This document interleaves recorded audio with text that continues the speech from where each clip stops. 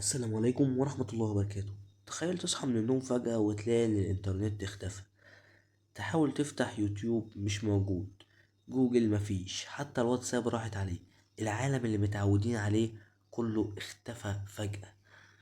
العالم كله متصل بالإنترنت، كأن حد جاب كماشة وقطع سلك الإنترنت عن العالم كله.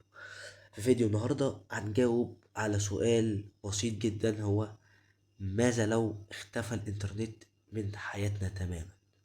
بس قبل ما نبدأ الفيديو ما تنساش تدعمنا بلايك، اشترك في القناة وتفعل زر الجرس عشان توصلك كل فيديوهاتنا الجديدة. ما طولش عليك، يلا بينا. أول حاجة هتحصل الفوضى. ليه؟ لأن كل حاجة في حياتنا تقريبا بتوصلها بالإنترنت.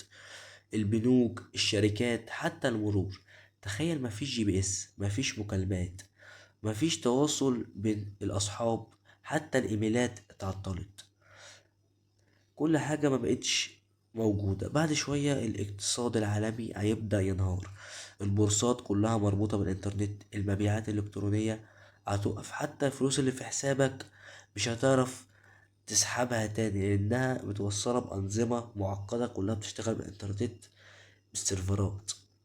طيب، نسيب الاقتصاد على جنب دلوقتي، حياتنا الاجتماعية هتتغير ازاي؟ تخيل معايا كده، مفيش سوشيال ميديا، مفيش واتساب، مفيش تيك توك. هل الناس هتبدأ تتكلم مع بعض أكتر، ولا كل واحد هيعيش في عزلة عن التاني؟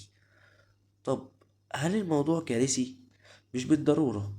تخيل حياة بدون إعلانات مزعجة، بدون إدمان سوشيال ميديا، بدون إهدار ساعات قدام الشاشات.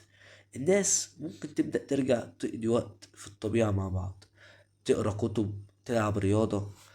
في النهاية الإنترنت غير حياتنا، بس السؤال، هل إحنا معتمدين عليه زيادة عن اللزوم؟ وهل لو اختفى يوما ما هنقدر نعيش بدونه؟ قولي رأيك في التعليقات. تفتكروا اختفاء الإنترنت هيكون كارثة ولا فرصة لحياة أفضل؟ كان معاكم مصطفى بسيوني من قناة سؤال في السريع. جاوبنا على سؤال سريع. ولو عجبك الفيديو متنساش اللايك، اشتراك في القناة، وفعل زر الجرس عشان تكون أول واحد يوصلك الفيديوهات. والسلام عليكم.